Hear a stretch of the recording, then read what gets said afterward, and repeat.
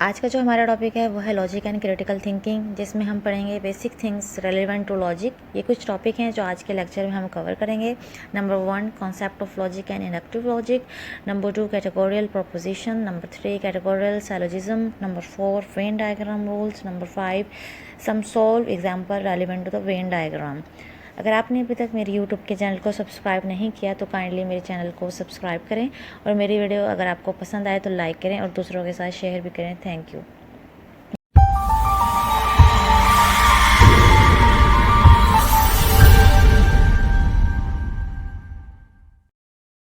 Bismillahirrahmanirrahim. Logic and critical thinking. So start with the concept of logic. Logic क्या है? Logic basically justification of anything with solid reason, या in other word we can say a proper way of thinking about something, या study of method and principle use to distinguish between correct and incorrect reasoning. The next one is inductive logic. Logic दो तरह की होती हैं, एक होती है deductive logic, एक होती है इंडक्टिव लॉजिक। डिडक्टिव लॉजिक में हमारे पास जनरल इन्फॉर्मेशन होती है, उससे हम स्पेसिफिक कंक्लूजन की तरफ जाते हैं, जबकि इंडक्टिव लॉजिक में a method of drawing conclusion by going from specific to general, यानी कि इसमें हम स्पेसिफिक से जनरल की तरफ जा रहे होते हैं। कोई भी चीज़ एब्सोल्यूट नहीं है। Science is not absolute. Science में या रिसर्च में जब भी हम कोई हाइपोथेसिस बनाते हैं तो इस बात की कोई वैलिडिटी नहीं होती आया कि वो ठीक है या नहीं, लेकिन हमारी प्रोडक्शन टोटल डिपेंड कर रही होती है प्रोबेबिलिटी पर। इंडक्टिव लॉजिक में हम प्रोबेबिलिटी को यूज़ कर रहे होते हैं टू एनालाइज अवर आर्गूमेंट, मतलब जनरल आइडिया निकालने के लिए हमें प्रोबेबिलिटी का इस्तेमाल करते हैं। आपको एग्जाम्पल से समझाते हैं। 2 मैन है, A is a man and he is black, B is a man and he is white, therefore some man are white and some are black. इसमें हमारे पास स्पेसिफिक इन्फॉर्मेशन थी, हमने उसे जनरल कंक्लूजन निकाल लिया। Next one is the basic concept of logic. Logic के concept को समझने के लिए हमें इन चीज़ों का पता होना ज़रूरी है। These are the basic things relevant to logic: sentence, proposition, number 3 argument, number 4 premises, number 5 conclusion. Now let's discuss them one by one. What is sentence? Sentence basically meaningful combination of word. अगर हमारे पास किसी भी चीज़ का knowledge होता है तो हम उसकी रीजनिंग दे सकते हैं। These reasoning then become meaningful, that is called sentence. Proposition is an affirmative and negative sentence that contains some information. Sentence जो है पॉजिटिव यानी कि affirmative भी हो सकते हैं और नेगेटिव भी हो सकते हैं। इसका क्या मतलब है? When we understand the things, they give us information. This information can be positive or negative. अगर हम इस information से agree हैं तो ये positive होंगी, अगर नहीं है तो ये negative होंगी.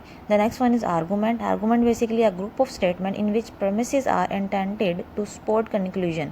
यानी कि ऐसी स्टेटमेंट जिसमें प्रेमिसेस कंक्लूजन को सपोर्ट कर रहे हैं। जैसे कि प्रीवियस एग्जांपल है, A is a man and he is black, B is a man and is white. ये दोनों क्या है? Premises. Therefore some man are white and some are black. यहाँ पर देयरफॉर यहाँ पर हमने यूज़ कर लिया। देयरफॉर इंडिकेट कर रहा है कि हमारा आर्गूमेंट कंप्लीट हो गया है।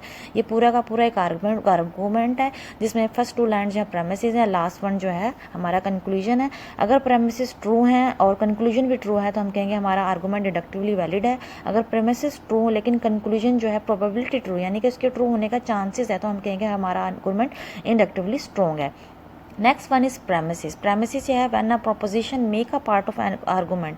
प्रोपोजिशन मतलब इन्फॉर्मेशन आर्गूमेंट का पार्ट बन जाए। फर्स्ट 2 लाइन जो है वो इन्फॉर्मेशन है और वो आर्गूमेंट का पार्ट बनी हुई है, मतलब ये प्रेमिसेस है फर्स्ट 2 लाइन एग्जाम्पल में। Next one is conclusion. Statement that premises are intended to support, जिसमें प्रेमिसेस सपोर्ट कर रहे हैं उस स्टेटमेंट को। लास्ट स्टेटमेंट जिसमें देयरफॉर आ गया वो हमारा कंक्लूजन है जिसे प्रेमिसेस सपोर्ट कर रहे हैं। The next one is categorical proposition. Categorical proposition को समझने के लिए हमें पता होना चाहिए क्लास और कैटेगरी क्या है।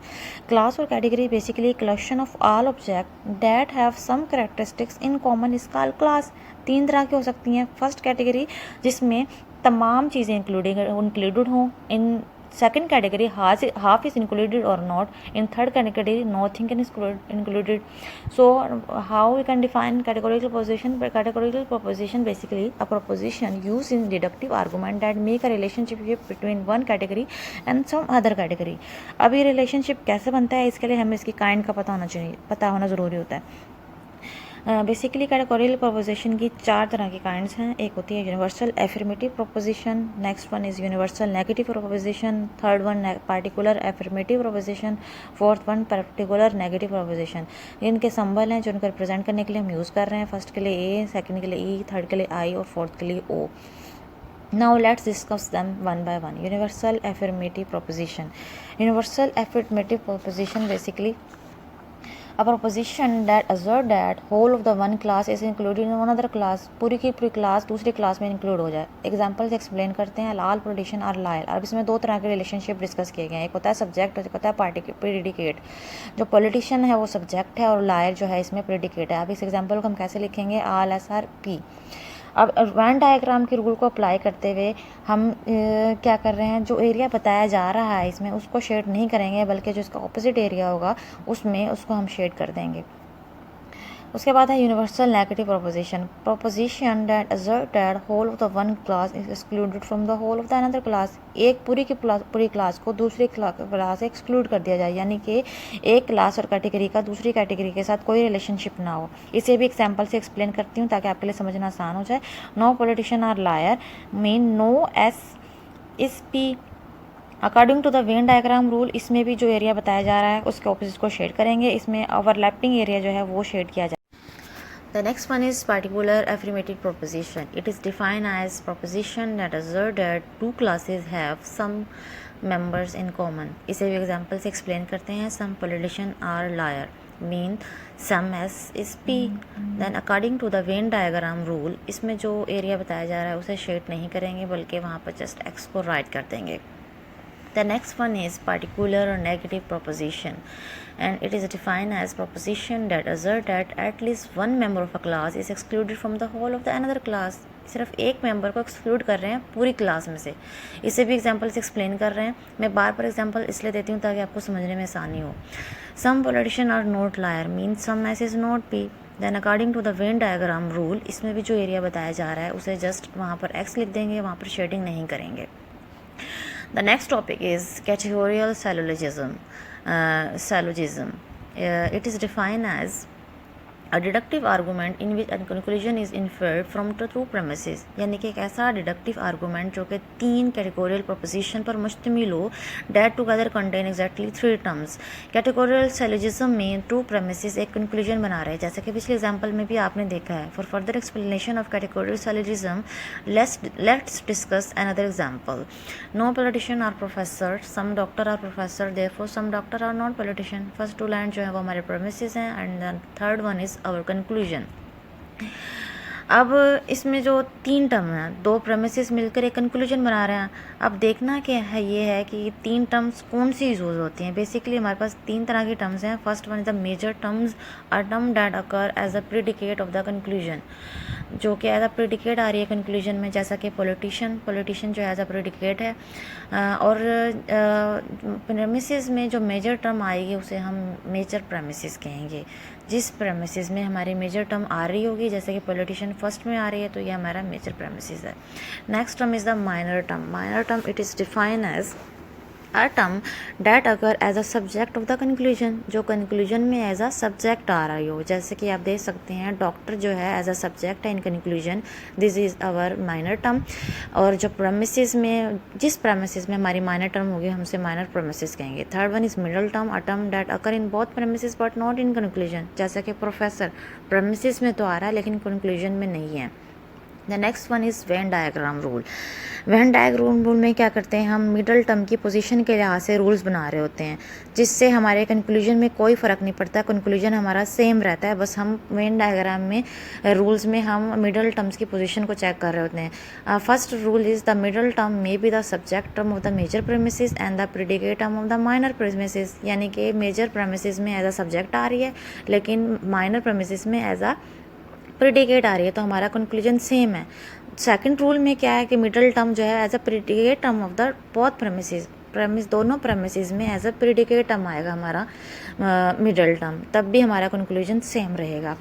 थर्ड में क्या है, थर्ड में जो है हमारा जो मिडल टर्म है as a subject term in both premises, दोनों प्रेमिसेस में एज अ सब्जेक्ट टर्म अगर आएगी तब भी हमारा कंक्लूजन सेम रहेगा, कंक्लूजन पे कोई फ़र्क नहीं पड़ेगा।